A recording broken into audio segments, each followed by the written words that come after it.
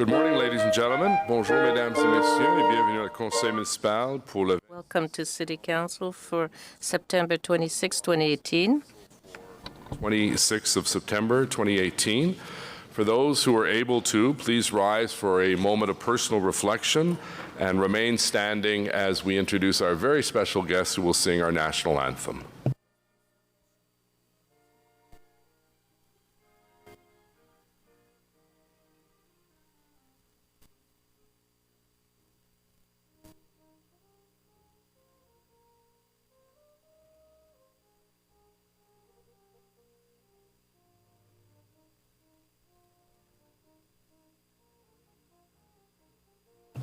If you could remain standing, our colleague, Councillor Keith Eglai, has some very special guests who are going to sing our national anthem, and I want to thank the Tamir Choir very much. They presented Keith and I with a beautiful copy of their CD, Soul to Soul. So thank you, Tamir. I know a number of you. I see you at Tim Hortons at Carlingwood all the time. So nice to have you at City Hall. And Councillor Eglai, if you could introduce these great ambassadors for the city. Thank you very much, Mr. Mayor. So today we have the Tamir Neshama Choir, and Tamir is a proud and caring team of participants, families, volunteers, and staff dedicated to promoting quality of life for persons with developmental disabilities through opportunities for personal growth and community involvement. The Tamir Neshama, which means soul, choir, is a group of singers with developmental disabilities dedicated to celebrating the power of music to bring joy, inspire, and unite people of all ages and abilities, and I think that's something we can certainly use in the city this week, so thank you for that. They are under the choir direction of Nigel Harris. Where's Nigel? Thank you, Nigel. The choir has been entertaining audiences since 2002 in a variety of settings, from churches and synagogues to hospitals and special events in Ottawa, such as World Religion Day, the Ottawa Tulip Festival, the Holocaust Remembrance Day on Parliament Hill. The choir has also performed at special engagements in Montreal, Toronto, Calgary, and Boca Raton, Florida. The Neshama Choir sings in a variety of languages and performs an eclectic mix of music from many genres. So they're going to sing the national anthem for us, and then they have an added little surprise, which I think also will give us a bit of an uplift this morning after they sing the anthem. So over to you.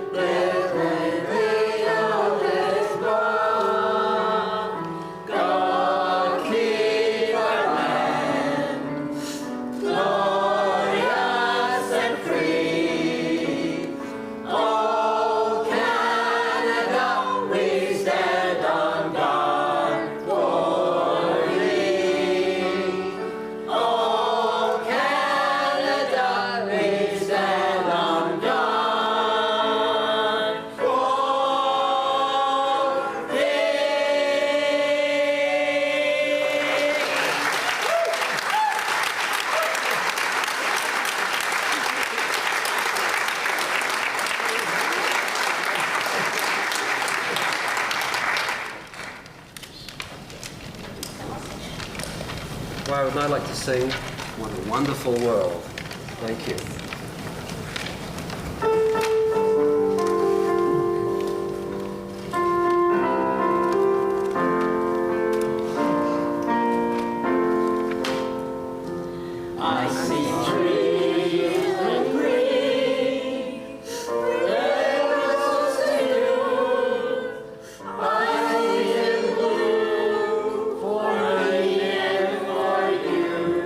And I think to myself,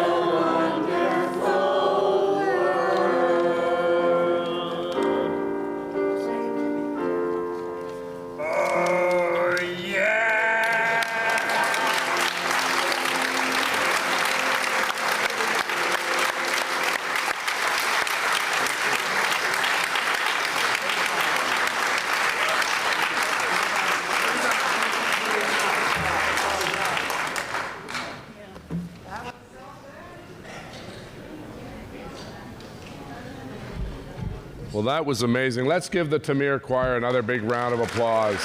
Bravo.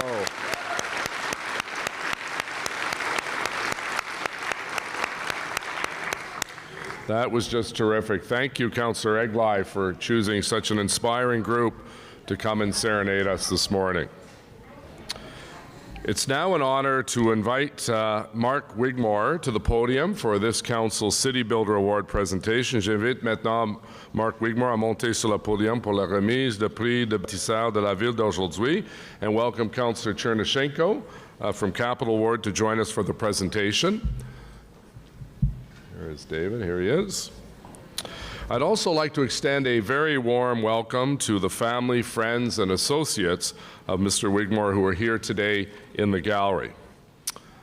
This award recognizes people who have demonstrated an extraordinary commitment to making our city a better place through outstanding volunteerism and exemplary action.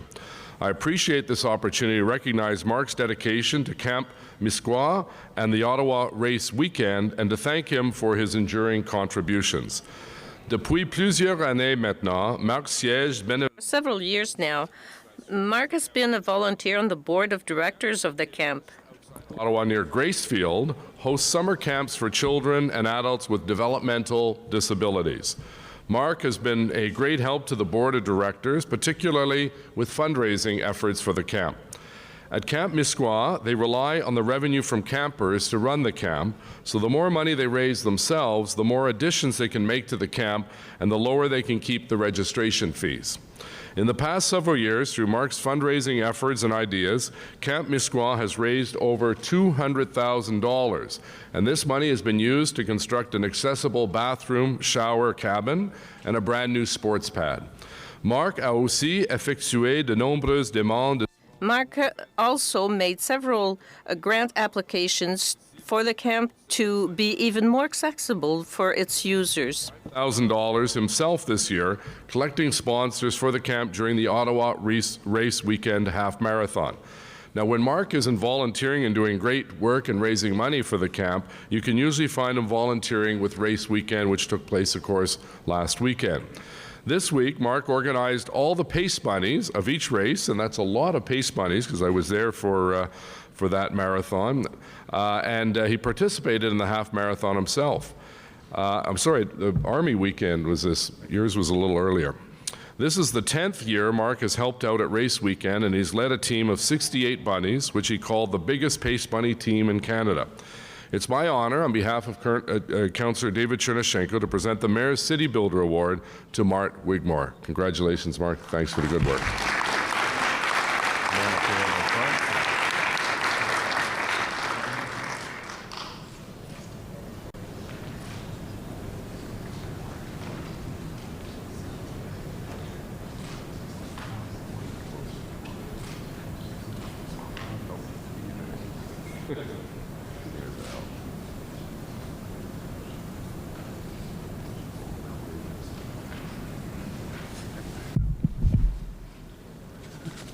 Thank you, Mayor, and thank you, Councillor.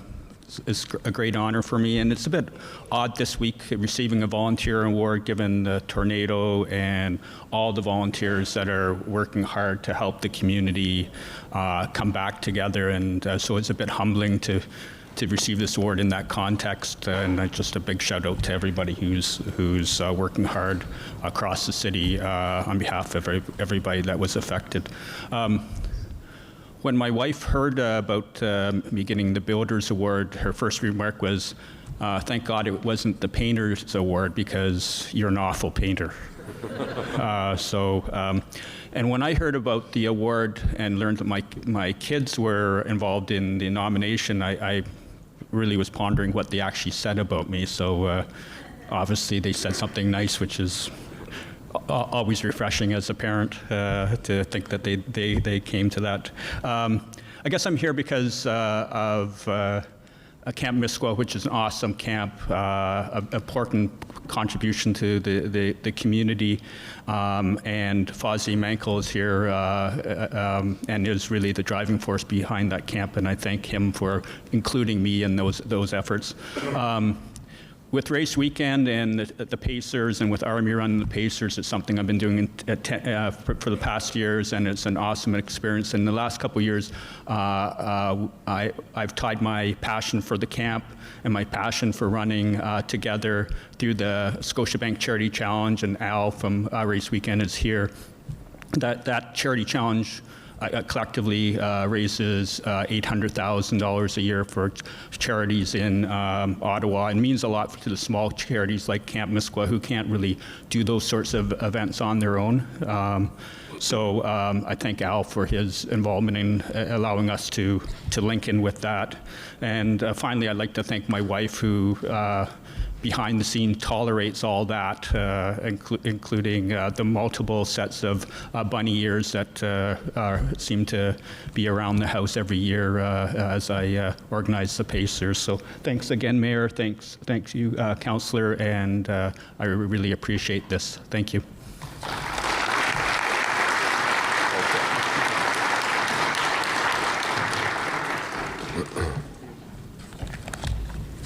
Thanks again, Mark.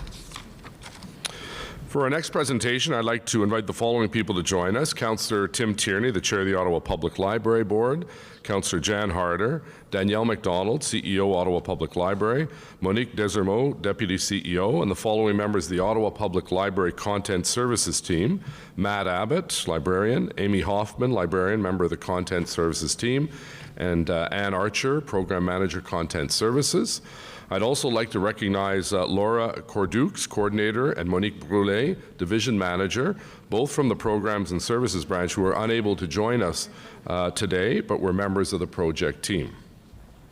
I'd like to take this opportunity to announce and congratulate the Ottawa Public Library for recently being recognized as one of the top 10 innovators by the Urban Libraries Council. J'adresse mes félicitations à la Bibliothèque publique d'Ottawa qui tombe.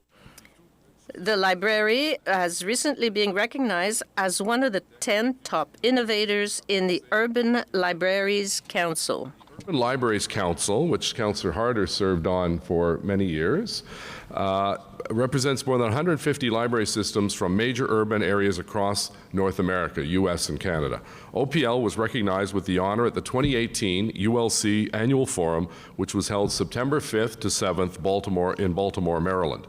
A panel of expert judges selected the Ottawa Public Library's Express eBooks offering from 220 submissions in 10 categories. OPL won in the category of collections that demonstrate the value and impact of public library service for being the first public library in Canada and one of the first in North America to introduce an Express eBook service. With Express eBook loans, customers can borrow the latest and most popular English language ebooks for a loan period of 7 days. This new offering gives customers a quick and easy way to access popular best-selling works of fiction and nonfiction right at their fingertips. Cette nouvelle façon Also, This new offering gives customers a quick and easy way to access popular and best-selling works of fiction and nonfiction right at their fingertips. The shorter loan period and non-reservable status, Express items help OPL optimize its collection. The best part is that OPL customers have access to their favorite titles more quickly. In addition, the Express eBooks option is easy to use and compatible with most devices. Again, my sincere congratulations to Councillor Tierney, the chair of the board, Danielle MacDonald, and the project team of Laura, Matt, Amy, Anne, Monique for this prestigious recognition. Encore une fois, j'adresse mes félicitations à Danielle et la Once again, congratulations to the team of the project, Laura, Matt, Amy, and Monique, and the whole bunch. Certificate to Danielle, and I believe this is the award, so we'll bring that over as well, Heather, and we'll come on in here, everyone, up to the light. To the light.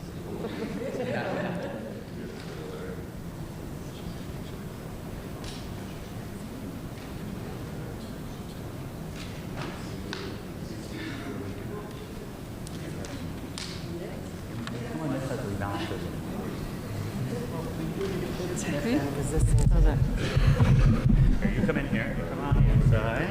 You come on the inside. There, I got this organized.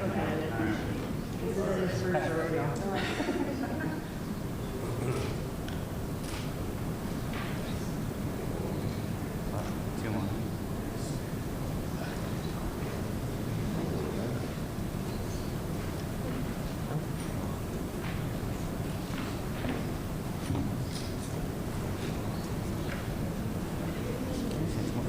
Pretty nice. They're very sleek looking. They are. Okay, go. Thank you. Thank you, Mr. Mayor, Chair Tierney, Councillor Harder, and all members of Council for this much appreciated recognition, particularly during this difficult time for our city.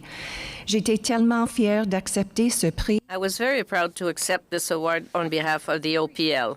This award on behalf of the Ottawa Public Library. And this is a very meaningful award as we were up against, as the Mayor has mentioned, the best library systems in Canada and the US, and we were the only Canadian library to receive an Innovator Award in 2018. And this award is truly about the great staff on OPL's Content Services team, who you see here today. They deserve all the recognition and the credit. This is their hard work. This award is key because it underscores both the importance of customer service to our library system and fostering innovation through staff initiative and perseverance. Staff had been looking for a technical solution to this customer inequity for some time, and the good news is that they did not give up on their great idea, even when it did not look so promising. Les clients profitent maintenant d'un service. Customers now benefit from service consistency, quicker access to sought-after best-selling titles, and knowing that this platform is making more efficient use of their tax dollars. Service consistency, quicker access to sought-after best-selling titles, and knowing that this platform is making more efficient use of their tax dollars. Merci, Monsieur le Maire. Thank you, Mr. Mayor, the Chair of the Board, Mr. Tierney, and members of the Board. You indeed have made us proud today. Thank you.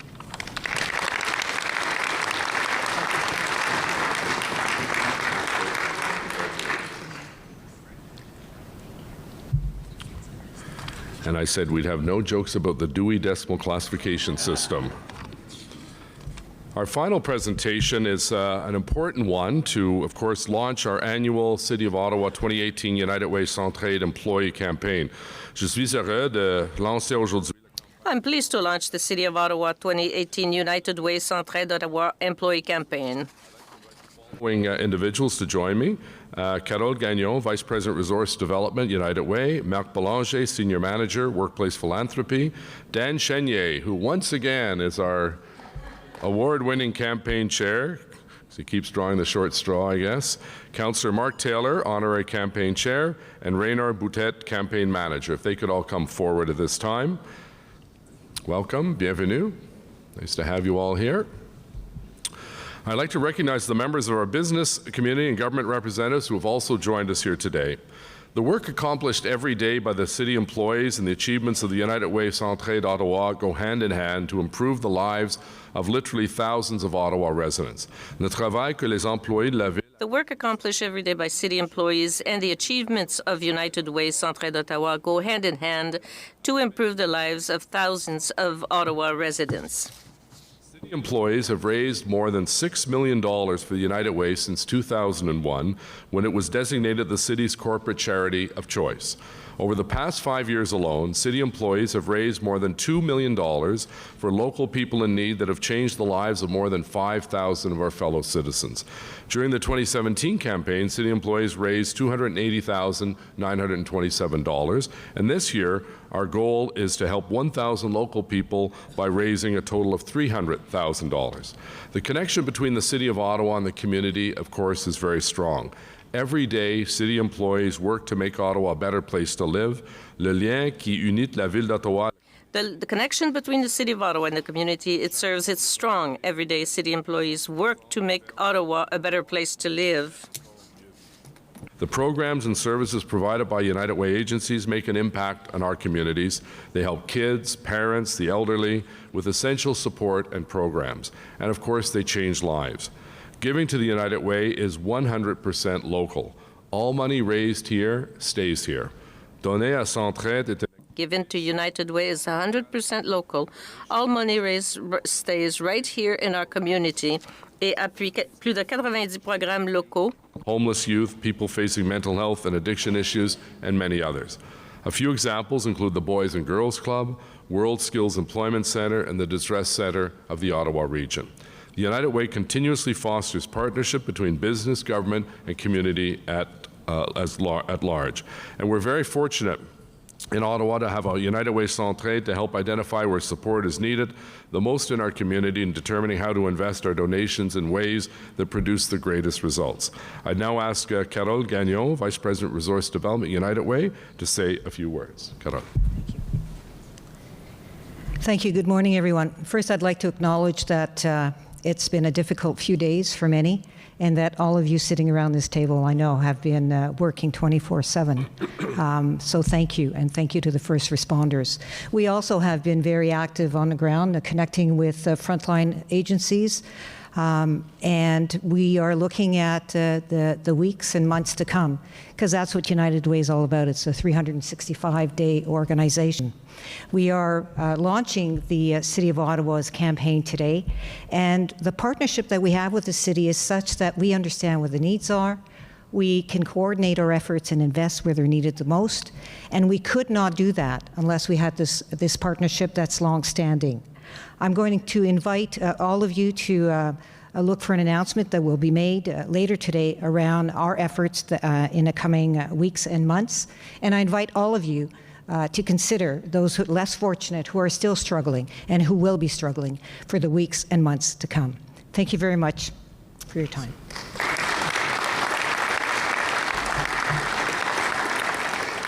So thank you, Carole. Merci, Carole. So on behalf of all my colleagues on City Council, I want to thank the United Way Centraide and all the community partners here today. Thank you as well to our campaign chairs and our employees for their ongoing support. Please dig a little deeper this year. We have a goal of $300,000. We're at $284,000 last year, and I know that the generosity of our employees is there, and we look forward to a lot of fun events over the course of the campaign. And if you haven't been contacted by a rep, don't wait to be contacted. Reach out and find out how you can get your form, the payroll deduction, or when you can go to an event and perhaps bid on a prize or buy some chili or some of the other great things that we see here at Jean Piggott Hall, at Constellation, and Ben Franklin. So thank you very much, and good luck. Bonne chance.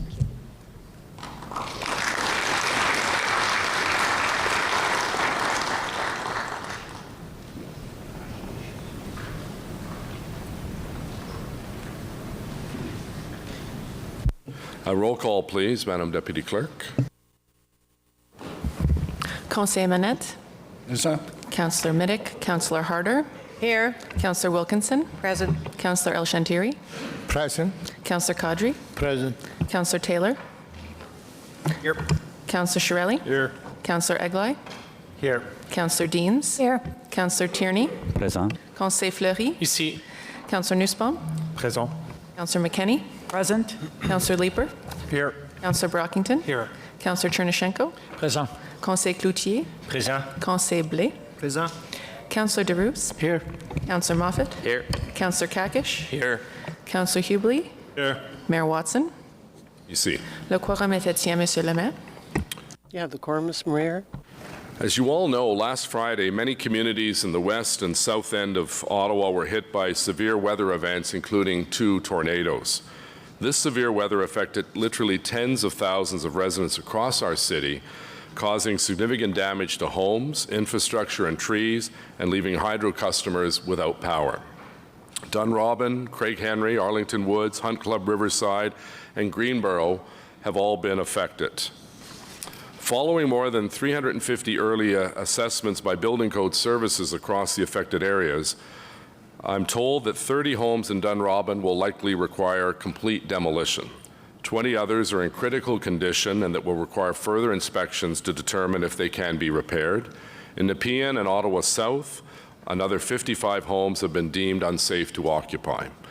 There are more than 100 families that are currently without a home following a path of destruction that occurred in just a few moments. My thoughts and our collective thoughts, of course, are with them and with all the other residents who have been affected in some way by these storms. I also want to wish the residents injured a speedy recovery. Mes pensées sont avec ceux et celles. My thoughts are with them and with all the other residents who've been affected in some way by these storms, including many houses. You have been visiting these neighborhoods to meet with residents and crews, and it is heartbreaking to see the devastation that has been suffered. That said, we're grateful that despite the significant damage witnessed throughout the region, there were no fatalities. Some significant damage was also suffered by our neighbors and friends in Gatineau, and I commend Maire Pedneau-Jobin on the city's efforts to help his residents. J'offre mon appui à mon collègue Maxime Pedneau-Jobin et je... I would like to offer my support to Maxime Pedneau-Jobin on his city's efforts to help his residents. Gly, Brockington, and Deans for their presence on the ground and their role in providing comfort to residents and moral support to our crews. These were the councillors whose wards were most adversely affected.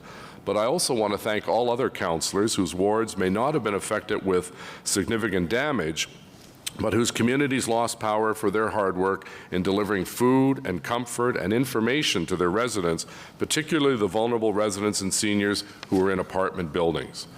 I also want to offer my gratitude to a number of individuals from the other levels of government who not only reached out to offer their support, but in many instances also visited the sites to witness the damage for themselves, including Her Excellency the Governor General, Prime Minister who called, Premier Ford who visited, Public Safety Minister Ralph Goodale who was on site yesterday, Environment and Climate Change Minister Catherine McKenna who was with us in briefings, Minister Lisa MacLeod, Minister Marilee Fullerton, MP Karen McCrimmon, MPP John Fraser, and Andrea Horwath, Leader of the Opposition.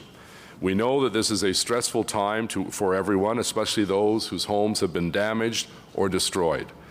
And also our first responders and other city staff who have been working around the clock since Friday night to provide first aid support, restore power, and clean up the debris left behind.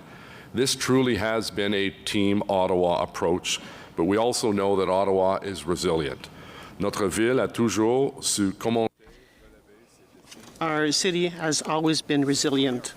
Came together to make it through the spring flooding in 2017 and the ice storm in 1998. We'll also get through this storm in the days and weeks and months together. I want to take this opportunity to thank our entire community for the way you have responded to this emergency.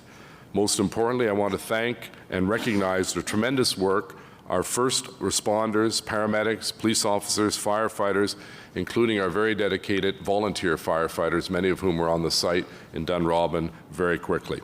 They all responded quickly and have been hard at work since Friday, helping those residents in need. Je remercie sincèrement nos premiers respondants pour leur travail. I would like to sincerely thank our first responders. All residents are very proud of their response. Manager Steve Kanalakis, our General Manager of Emergency Services Tony DeMonte, Police Chief Chuck Bordelot, Fire Chief Kim Ayotte, Paramedic Chief Miles Cassidy, Pierre Poirier, Manager of Emergency and Security and Emergency Management, Dr. Vera Etches, and the entire senior leadership team for coordinating an outstanding response from City Services. Also with us, along with those individuals I've mentioned, is one of the first constables that was on the site, Sammy Trustina, who was with us. And you can only imagine coming into Dunrobin as one of the first police officers, his skill was put to the test to bring stability and security to the site. I also want to thank Bryce Conrad, who's here with us today, and his extraordinary team at Hydro Ottawa. Bryce, you and your entire team made us feel very, very proud, and we thank you for the tremendous work those men and women did under some very, very difficult circumstances. Bravo, and please pass along our sincere thanks.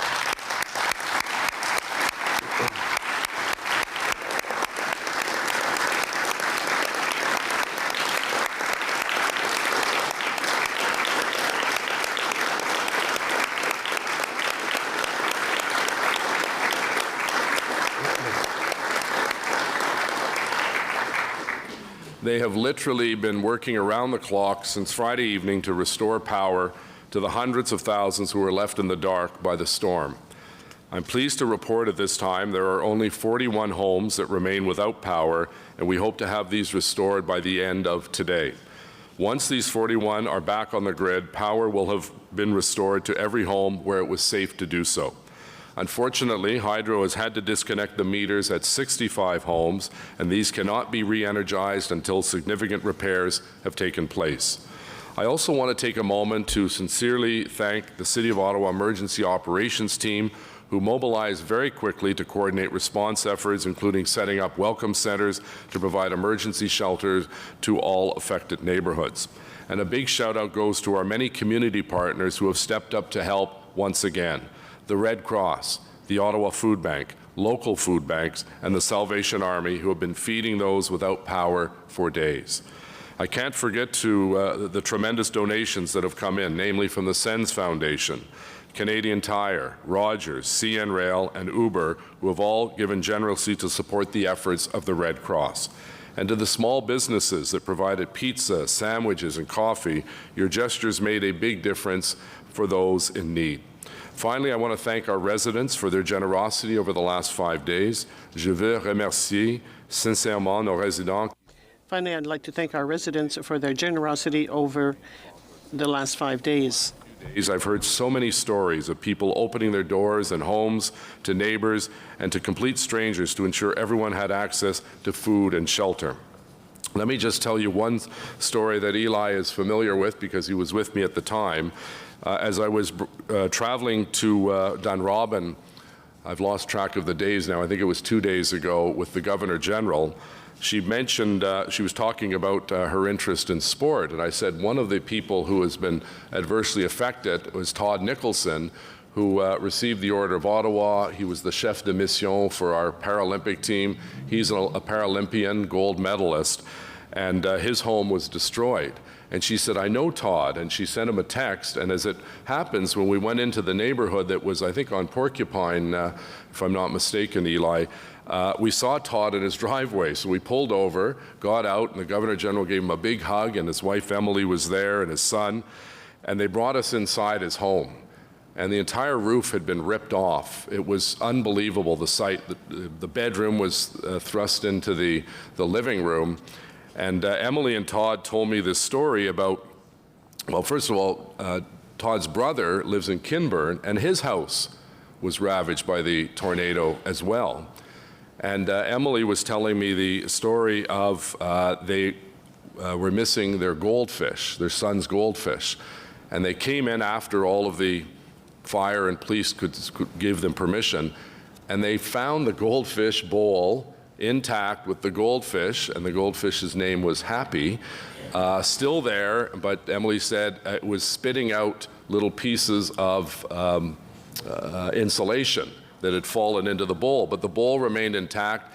They cleaned out the bowl, and they're now, I think, renaming the goldfish Happy Go Lucky, because that was one lucky goldfish. But we all know that many people still need help, and many are offering to donate funds to those affected or offering to volunteer their time to those in need. Please consider donating to the Red Cross, local food banks, and the Ottawa Food Bank and the Salvation Army. You know, this is why I'm so proud to be mayor of this city, because of the kindness and solidarity of our residents. They're the ones who really make Ottawa a great city to live in. But we know our work is far from done. We've established a vulnerable persons task force, which is providing water, food, and support at 15 buildings predominantly occupied by seniors. And I know Councillor Leeper and Councillor Taylor, who have a number of senior citizens, were helping on that outreach, along with Councillor McKenney, of course, who has a lot of OCH properties in her building. And Councillor Fleury, as chair of OCH, you worked hard to ensure that food got to these people who did not have access to go out, perhaps an elevator was down. Ongoing wellness checks are being performed by Fire Services, Ottawa Public Health, and the Ottawa Search and Rescue Volunteer Group, and they have so far connected with more than 3,000 households. Residents who are still in need of food, water, or shelter should call 311. Enhanced service still is available. And today, with the support of affected councillors, I will be bringing forward a motion to waive fees for demolition and building permits, as well as other permits related to the damage caused by the tornadoes and the storm. And I thank our General Manager, Steve Willis, for his quick response to that request that I brought forward. And Councillor Brockington also raised the issue yesterday at the Planning Committee. The waiver of these permits will save our impacted families between $500 and $2,000 in their efforts to rebuild their homes. It is our hope that this will help those residents and families who have lost so much during this difficult time. Again, I want to sincerely thank all our residents for coming together in such a phenomenal way during such a difficult time. Let's continue to work together over the coming weeks and months, and as our community rebuilds from this disaster. Continuons le bon travail. Let's continue to work together over the coming weeks and months as our community rebuilds.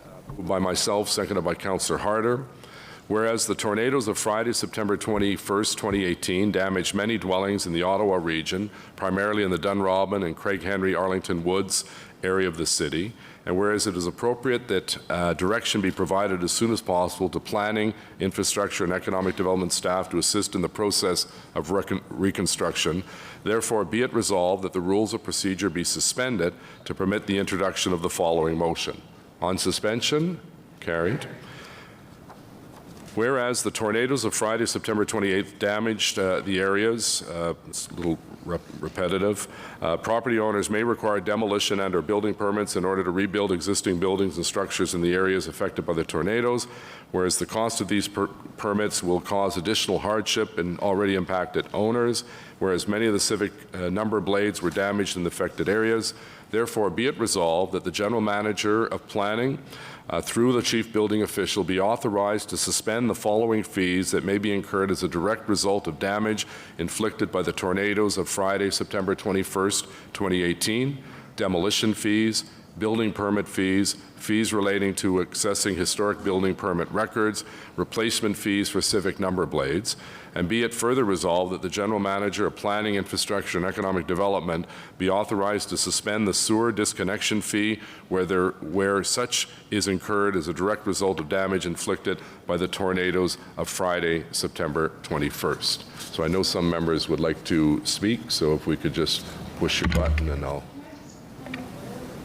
Yep, Councillor Dean. I'm just wondering if it would be friendly to the mover to add Greenboro to the areas primarily affected. It was noted as a tornado as well, South Keys, Greenboro, Hunt Club Park, and it's not here, and they have been feeling a little forgotten. Thank you. Okay, we'll add that. It's agreeable.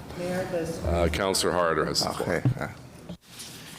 Thank you, Mayor, for the privilege and honor to introduce this motion. Last Friday, many lives in our communities changed forever.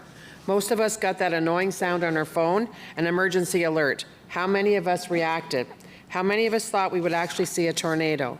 I'm telling you right now, after Friday, all of Ottawa, in fact, all of Eastern Ontario will pay attention when we hear that alert.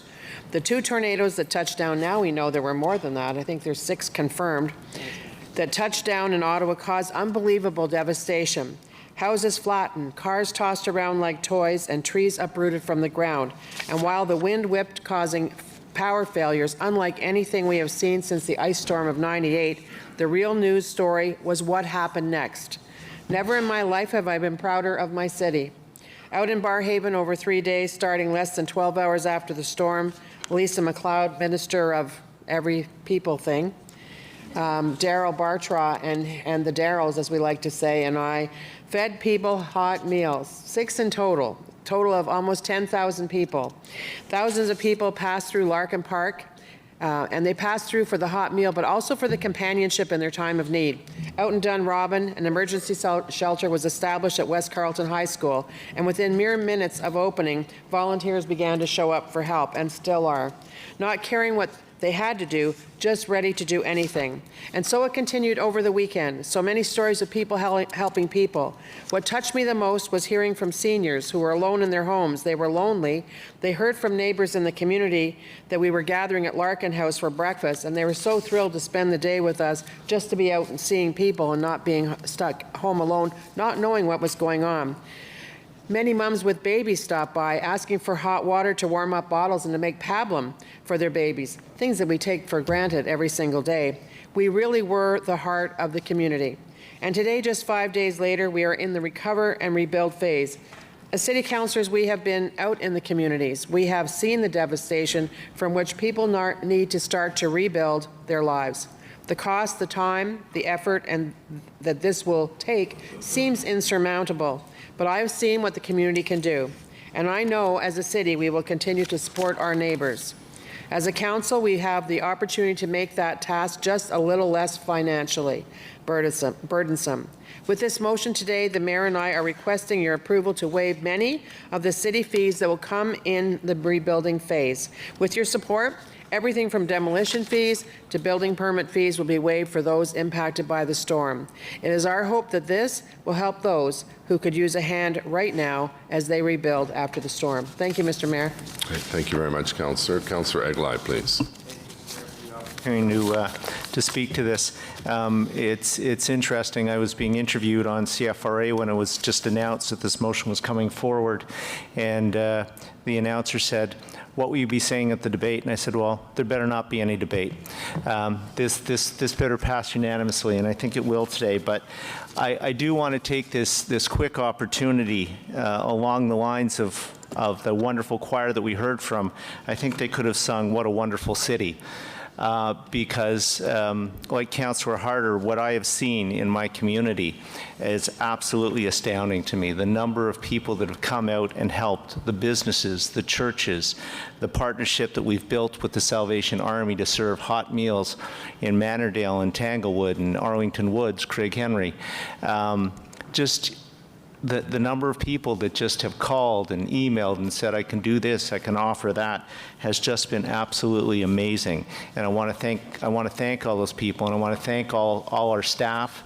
I've been out on the streets, and I've seen our frontline crews, whether it be police, who continuously would not allow me to get into Arlington Woods until I reached out to the chief, but they were doing their job. And as were our forestry people and our roads people and our garbage collection and hydro and you name it. And very much a team effort, and I can tell you that my community appreciates this very much. And we're down to less than 100 homes without power now in my community, and I understand that we're still working hard at that, and we hope to have that resolved by the end of the day. So thanks very much to Hydro. And now we start the next stage, which is the rebuild stage. And the houses are going to be easy. The trees are going to be much harder in Arlington Woods. We had trees there that were in excess of 100 years old, beautiful trees that have come down, hundreds of them that have come down. And so I hope soon, when the dust settles, we can start having discussions about how we rebuild the forest in that area, how we get the replanting done, and so people can once again quite clearly and quite emphatically call it Arlington Woods. And I look forward to senior staff and the mayor's support in this. And again, thank you very much to all my residents for being patient, for being resilient, and pitching in. Thank you, Councillor. Councillor El Shantiri, please. Thank you, Mr. Mayor, and thank you for your leadership and also for your support to right across the city. I'd like to begin by saying it's great we're waiving the fees of those, and that's a welcoming news. But what we heard time and time again from our residents, they need that process to be expedited. That's where we need the help, if you can provide that. Instead of waiting so long to get something, it needs to be expedited to get a building permit or demolition bid. But I just want to touch a little bit on and the response we receive. And I have to tell you, if I say it looks like a war zone on Friday evening, that's underestimation. We have almost every emergency vehicle available was on hand to support and help the community. Emergency responder went door to door 3 times, checking on that worst hit area 3 times to make sure nobody left behind, no one hard to get to, or someone under the rubble in the basement. I know the mayor and I were talking to one of, it looks like a civilian, but he was a volunteer firefighter. He got the call. He worked in Canada. He showed up at the scene, and he was taking notes for the fire department who's going on tour to check on resident. And the mayor asked him, so where do you live? He said, I live behind the mall, where the most hit area. We call it is the A area, which is the most affected. And he said, so have you checked on your house? Are you there? He said, no, I haven't. I just came to work here immediately. And yesterday, I found out when I saw him, he had one of those people who lost his home permanently. This is the people, we can talk about it forever. But we are strong, we are resilient, we all the above. But I think at some point, I have to say we had enough. We had a flood a year and a half ago. Now we have a tornado, and God forbid. So we had enough. But we need your support, not just for today. Yesterday, I had a heartfelt from my community, about 150 residents who most of them don't have a home. After we served them dinner, and thanks to the generosity of many people, and thanks to the high school who allow us to use it as a shelter for the last 5 days, and we're still there. But we scaled down the operation. And when we were explaining to the community the scale down the operation, we had Inspector Rob Bernier and Chief Jim Andrews from the emergency responder and the paramedic, and they got a standing ovation, folks.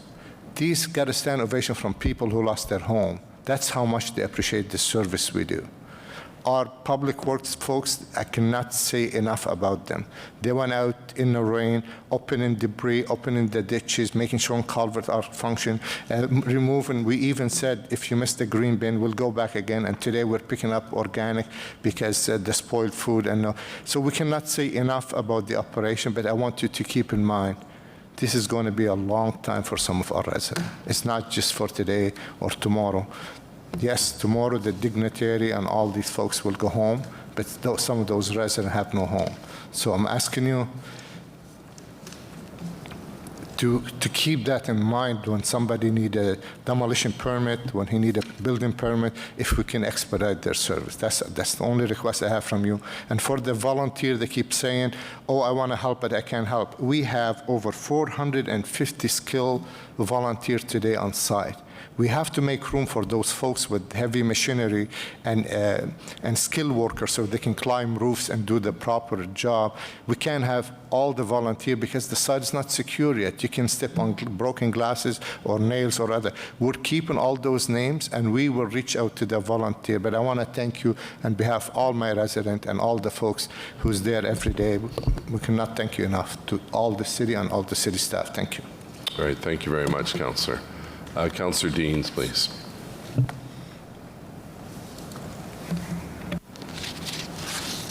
Thank you, Mr. Mayor, and I would first like to thank our senior leadership team, city staff, emergency services, and of course Hydro Ottawa for their tremendous and ongoing efforts to assist residents affected by Friday's storm. I'd also like to acknowledge and thank all of the volunteers who have donated their time, opened their homes, and served hundreds of hot meals to entire neighborhoods. It's amazing to see community come together in times like these, and I have to say, like all of us, I'm so proud of this city. I'm also very impressed with the cleanup efforts that have occurred to date. The destruction in many of the neighborhoods that I represent, South Keys, Greenboro, and Hunt Club Park, is shocking. But I think it's also remarkable that nobody lost their lives in this storm. And, I've been out in the neighborhood for the last number of days since this storm talking to people, and I've heard so many stories of people cheating death. One fellow I was talking to, his wife and son went to Algonquin Park for the weekend, and he was building a new fence. He had it all finished. He just had to stain it, and he stayed home for the weekend to stain his fence. And so he was in his house when the tornado hit, and he heard a noise, so he went upstairs into the bathroom, and the window had blown open, and it blew the door shut behind him. And he was trying to get the window closed, and it came off the hinges and blew out. And then the 200-kilometer-an-hour gale force winds is at him, and he can't get out. And he said, I felt like I'm going to die here. And he said he couldn't open the door to the bathroom to get out because the wind was so strong, and he said all of his might, he just ripped that door open because he knew he wasn't going to survive if he didn't. And he said he walked out in the hall, and the roof had blown off his house, and he felt like he was in a snow globe because there was just insulation everywhere. And he said, I realized then I got to get to the basement or I'm not going to survive. And he did, and he survived. And after 1 minute or whatever it was, the storm had blown through. He went out to survey the damage. He had no roof. The tree on his front yard was on his car, and his brand new fence was gone. And all he could think is how fortunate he was. And I think that's what we've all heard from everybody. And community came together, and they're all out helping each other. And even in the face of such destruction, this community came together in the most magnificent way. And it tells us what a great city we live in. I think as we move forward, not today, but perhaps for another day, we do need to debrief and capture the lessons that we've learned from this storm and make sure that if ever something like this happens again, that we have learned those lessons. And some of what I heard from residents is in terms of our communication, I know Environment Canada was kind of slow to notice some neighborhoods that had a tornado touchdown, like Greenboro. And so it was hard to get the attention because other neighborhoods were so affected.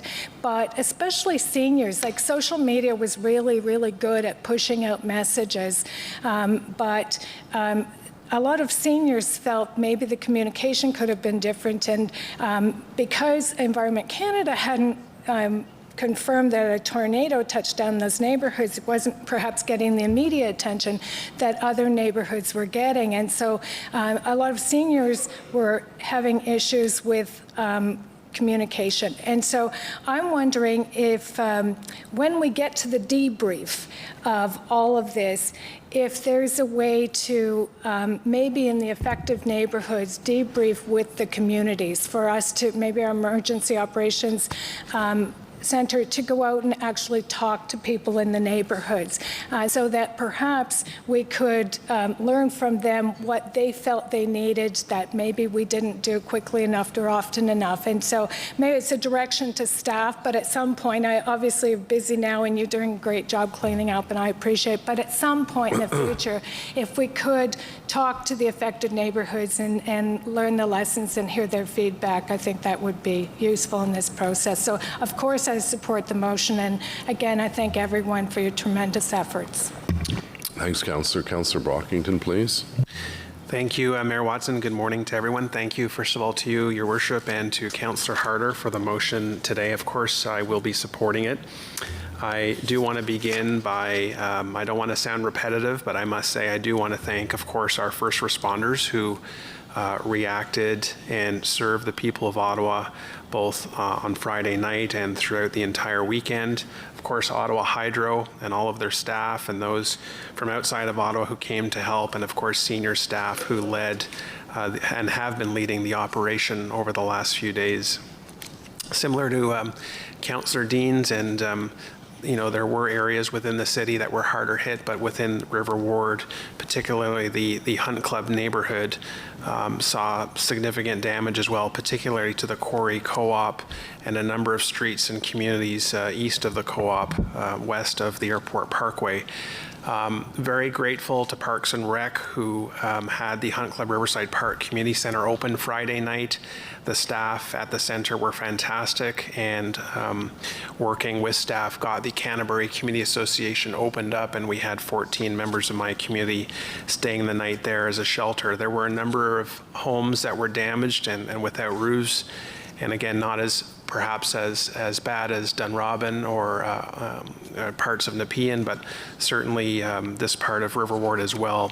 I'm just very, very grateful. It's, as other speakers have said, that the team spirit and the strong community spirit that exists in the city and within our communities is bar none great thing to see. And I do concur, I will not be speaking at length about a postmortem, but I do think there are some good discussions that need to happen later on and improve for future events. I do have one question only related to the motion that I seek clarification on, and that's regarding tree removal.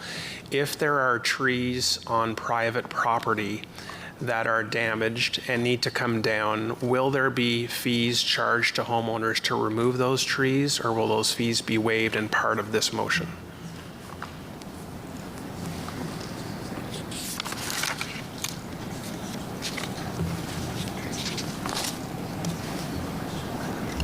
Mr. Mayor, just consulting with Mr. Wiley, we don't generally charge fees for the removal of trees on private property unless they're under the distinctive tree permit category, and if that's the instance, and council will gladly recommend adding that as a friendly amendment to the motion, that distinctive tree permits also fees be waived. I would like to move that in to this motion if that is possible. So you're going to write that out for me and just give it to the clerk so we can update the memo or update the motion. Okay. Okay. Thank you, Councillor. Does anyone else wish to speak to the motion? We'll just wait for just a moment. So I think people understood what Councillor Brockington was suggesting and agreeable to that on the trees. Mr. Willis, can you explain? Mr. Mayor, I recommend that the council add a fifth bullet point under the therefore be it resolved, just add the term distinctive tree permit, and that should accomplish what Councillor Brockington has requested. Is that agreeable, Councillor? Councillor Brockington's mic, please. Just let Councillor Brockington speak first. Just got to be crystal clear. It's for trees that were damaged as part of the September 21st event. It's got to be that clear. So I'm not sure, what are you asking for specifically, Councillor? Like, I know the city's removing trees and trees branches on private property that have been damaged as a direct result of the tornado need to come down. Right. And if there are fees associated Oh, I with see. You're not telling us to go and, okay. All right. It's just the fees associated with taking down a tree as opposed to, I think I mentioned to Mr. Kanalakis, one of the things that we've got to do, particularly in Arlington Woods, where there's so many trees damaged, we're not going to go get a slide rule out and start figuring out, is that a city tree or a public tree on the front lawn? We'll just take them all, but we're not going into people's backyards. That's not part of our jurisdiction. So, Mr. Willis? Mr. Mayor, Ms. Gibbons just advised me that in emergency situation, tree removals are not charged for permits anyhow. So, Mr. Mayor, with that additional information, I don't believe an amendment to the motion is actually required. Okay, so there we go. Great. Well, thank you all very much for your activism on this file, and thank you, Councillor Harder, for seconding the motion. On the motion, carried. Thank you very much. Confirmation of minutes, adoption de procès verbaux pour le 12 septembre 2018. Confirmation of the minutes from 12 September 2018. Carried. Declaration of interest, including those originally arising. Oh, sorry. Yep, sorry. Thank you.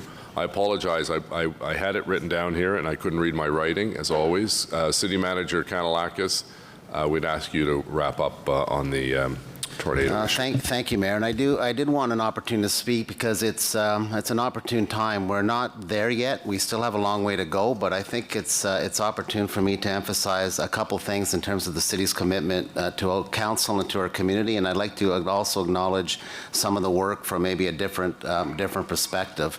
You know, I've been doing this I've been involved in major emergencies and incidents in this city for almost over 30 years, and I can't think of anything that's happened in this city that I've been involved in some capacity back to the 80s, and which says probably a lot about me. But one thing I have recognized over all these incidents is that each one is very unique, requires flexibility and adaptability and adjustments regardless of what our plans are, and we learn from each one. And I know that councillors have reached out to me about you know, some debriefing and lessons learned. That's part of our process, and we welcome that. We want to improve, we want to get better.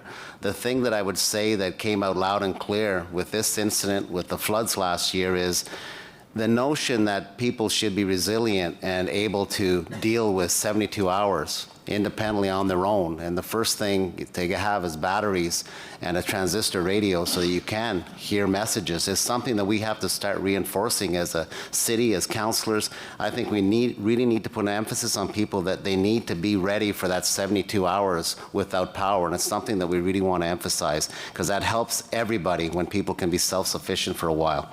Dunrobin, Craig Henry, Arlington Woods, Hunt Club, Riverside, Greenboro were hit so hard for those 3 tornadoes that touched down. And then we wake up on Saturday morning with 170,000 people without power. That's the situation we walked into on our Emergency Operations Center on Saturday morning after dealing with it on Friday night. I think that our response by our firefighters, paramedics, and police was world-class by any standard, by anything I've ever seen over my 30 years of emergency management and response. But however, after our emergency responders respond and deal with what they have to deal with, we're collectively left, and I say that collectively, all of us, the community included, with the aftermath of a significant deterioration and destruction of people's property, and their lives are upended. And this affected so many people that initially you see them, and we've seen this, and the councillors that I've been speaking to are starting to talk to me about this, is that initially people are on adrenaline and they're in the moment and they're dealing with the shock of what's happened, and it quickly then transforms in the natural cycle we see, and we saw it in the floods last year where people are then left with the reality of their lives being turned upside down, their property missing, the financial pressures they're under, the cleanup pressures, and all the emotional and psychological issues that come with such devastation. And this is a normal cycle in terms of what happens. And the thing that really, I think, struck me is someone reminding me that Thanksgiving is less than 2 weeks away. And it's going to make it a very difficult time for a lot of people going to Thanksgiving when they're still dealing with this. And this is a time where I think the city, the province, community organizations, volunteers really need to step up our efforts to help these affected communities and get them back on our feet. And I've always used the tagline, one city, one team, because I want to assure council and our community that the senior leadership team, and we've had this discussion in our briefing yesterday, we are not taking our foot off the gas until we collectively get through this most difficult phase of the recovery, because this is actually the hardest part for people right now. I'm proud of the city staff who've been working tirelessly nonstop since last Friday night to respond to the needs of the community. And as many of them tell me, they are part of those communities. They belong in this community. They live here. They're committed and dedicated. Every department and service that you see represented at this front table has been involved. Every group. Everybody had somebody engaged in this response. I want to end by thanking our dedicated staff and acknowledge how much they care about their community and how much commitment they bring to the job. Our emergency management team, and I think he had to leave, led by Pierre Poirier, have been remarkable in dealing with multiple competing priorities. As you can imagine, the power outage really complicated things. 170,000 people without power really complicated our response. It was a very unique situation for us. I can't recall having that kind of an incident to deal with before. And just anticipating and mobilizing the resources needed by the community was an incredible logistical task. And the brains of the operation are in that little room down at the other end of the building where we coordinate basically every service that's delivered in the community and receive thousands of requests to respond. Our public information and media relations team, yes, communications when we lose power is a very difficult thing. My cell phone on Friday night was not working. I couldn't get a signal. I had to leave my house and drive into town till I found a couple bars so I could communicate with our emergency operations center. I was sitting in my car in my pajamas. And truth, I swear to God. And I'm on the phone with Tony DeMonte and Pierre Poirier and others trying to find out what's going on. And with that, I know it's a bad image. And Hydro Ottawa, and Bryce, and Hydro One, Bryce is here. I want to thank him. He was an incredible partner. He kept us informed, would phone, would respond to everything we needed. It was actually a miraculous, what they did over this weekend. I've never seen that before. I think this is, I'm going to nominate Bryce for Key to the City at one point, Mr. Mayor. The province of Ontario, Premier Ford's visit, Minister MacLeod, Minister Fullerton, all our area MPPs, and all the other dignitaries that have come, but especially the province has been in contact with us regularly asking how can they help? What can we do for you? And they're being very sincere about it. And we're creating a list of things that we're going to ask them to help us with. And so far, the things we've asked for, they've been supportive and immediately have given it to us. The volunteers have been amazing and generous with their time, expertise, and donations. Red Cross, Salvation Army, nonprofits, community health and resource centers, Ottawa food banks and local food banks, as the mayor said, incredible partnerships, and they come through every time to help feed people and deal with all the other issues that our councillors were dealing with in their communities when people didn't have power and were struggling to get warm food and to deal with things. And finally, and this is a very important point, and you often don't get thanked, and I'm very sincere about this, I want to thank the mayor and councillors. When we're in that room, we're trying to get information from the field, from our command posts. We have a decentralized response, and it all centers back to the Emergency Operations Center. The only way we get what's really happening on the ground is by the councillors who are calling in and giving us information about what they're hearing, what are the emerging needs, what are the immediate needs they need to have, and communicating our messages out to the community. That was the most helpful thing, that our councils were able to tell people what was going on and supplement our communications efforts in a huge way. It's critical to our success, and sometimes, yeah, we're a little cranky on the phone and they're a little cranky on the other end, but the fact is that information is invaluable to our ability to prioritize the thousands of requests that come in. And I want to thank all of you, Mr. Mayor, and all of your council for the support you've given the staff and the feedback you've given us so that we're able to respond to your needs. Thank you very much. Thank you very much, and thank you for your leadership as well. And I should thank my staff who worked, Robin and Mathieu and Serge, who were working long hours as well to make sure we got as much information out to the public. And we'll have an opportunity to do a review and how we can see what areas need some work. But I think your assessment of this being a great example of everyone pulling together as part of one team, breaking down the silos and just getting to solve the problems hour by hour. So thank you. Merci pour votre bon travail. A declaration of interest, including those originally arising from prior meetings, déclaration de conflit d'intérêt. Communications is presented. Regrets, Councillor Middick advised he'd be absent from the council meeting of September 26. Motion to introduce reports. Motion portant présentation de rapport. Conseiller Harder, appuyé par Conseiller Deroux, s'il vous plaît. That the reports from Community and Protective Services Committee Report 35, Environment and Climate Protection Committee Report 22, Finance and Economic Development Committee Report 37, Planning Committee Report 69A, and the report from the City Clerk and Solicitor's Office entitled Summary of Oral and Written Public Submissions for Items Subject to the Planning Act Explanation Requirements at the City Council meeting of September 12, 2018 be received and considered. Carried. Rapport des comités, committee reports, FEDCO, Report 37, Report numéro 37, Operating Capital Budget Q2 Status Report, received. Item 2, 2017 Business Improvement Area Annual Report, Zone d'Amélioration Commerciale, Rapport Annuel de 2017, received. Planning Committee Report number 69A, Rapport numéro 69A du Comité de l'Urbanisme, modification du règlement de zonage 1795 Chemin de Montréal, 1795 Montreal Road. Highlands Urban Expansion Area Official Plan Amendment and Comprehensive Study Report. Carried.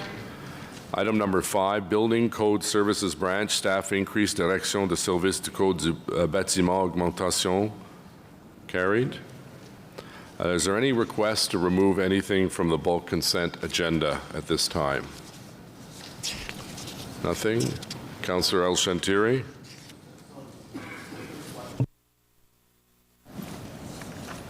We just have a carry item number 5, which is Council approved the addition of 12 full-time equivalent to the Building Code Service. In a scheme of what's happening with the tornadoes, is that number going to be sufficient, or I'm not? I know it's too early to tell, but it's still based on what your assessment, general assessment. So, Mr. Mayor, I'll try to be brief, but just to explain, this is an extraordinary situation, and in this extraordinary situation, we are taking staff off of day responsibilities to focus on emergency response. On Monday, I emailed every major builder in the city and asked them for their patience because their permits will not be processed as quickly as they would otherwise do because of our focus on the emergency response. And I do ask the general public, individual people who have not in affected areas who are just doing home renovations, to be patient with us. It may take a little longer to get to them. So right now, the focus on emergency response is on that. The report recommends our longer-term needs, and as the report indicated, we have a 25% increase, and that is needed for our longer-term sustainability. Okay, thank you very much. Thank you, Mr. Mayor, for Thank you. Good point, Councillor. So on the consent agenda as presented, carried, adopté. Motion to adopt reports, motion portant adoption de rapport. Councillor Harder, seconded by Councillor DeRuse, please. That the reports from Community and Protective Services Committee Report 35, Environment and Climate Protection Committee Report 22, Finance and Economic Development Committee Report 37, Planning Committee Report 69A, and the report from the City Clerk and Solicitor's Office entitled Summary of Oral and Written Public Submissions for Items Subject to the Planning Act, Explanation Requirements, at the City Council meeting of September 12, 2018 be received and adopted as amended. On the motion, carried, adopté, merci. Motions requiring suspension of the rules of procedure. We did the one on building fees earlier. Notice the motion for consideration of subsequent meeting. Avis de motion par examen à réunion subséquente. Councillor Leeper, seconded by Councillor Harder, please. Thank you, Mayor. I'm putting forward a notice of motion with respect to an interim control bylaw that I'm asking for council's support for at the next meeting. Last night, I was at a meeting, a neighborhood meeting for a development in Westboro, where the developer is seeking to put 2 triplexes on a single lot, mid-block on a street that is characterized by semi-detached and single-family homes by means of variance to the minimum lot width and area. It's expected to be heard by the Committee of Adjustment on October 3rd. I've had a number of conversations with staff and with Planning Chair Harder. This is a change in the typology that Council should be weighing in on. Therefore, next week I'll be bringing forward the motion that you see on the screen before you that would put a freeze on 3-unit dwellings in the R3R zone in Westboro within a geography that's bounded by Tweedsmuir, Byron, Golden, and Dovercourt. All right, so we'll deal with that at the next meeting. Are there any other notices of motion at this point? No. Motion to introduce bylaws. Motion portant présentation de règlement. Councillor Harder and DeRuse, please. That the bylaws listed on the agenda under motion to introduce bylaws, 3 readings be read and passed. Carried. Confirmation bylaw, règlement de ratification. Councillor Harder and DeRuse, please. That the following bylaw be read and passed to confirm the proceedings of the council meeting of September 26, 2018. Carried. Adopté. Do we have any written inquiries? Adjournment. Councillor Harder. That the proceedings of the City Council meeting of September 26, 2018 be adjourned. Carried. Adopté. Meeting adjourned. Thank you very much. Merci beaucoup.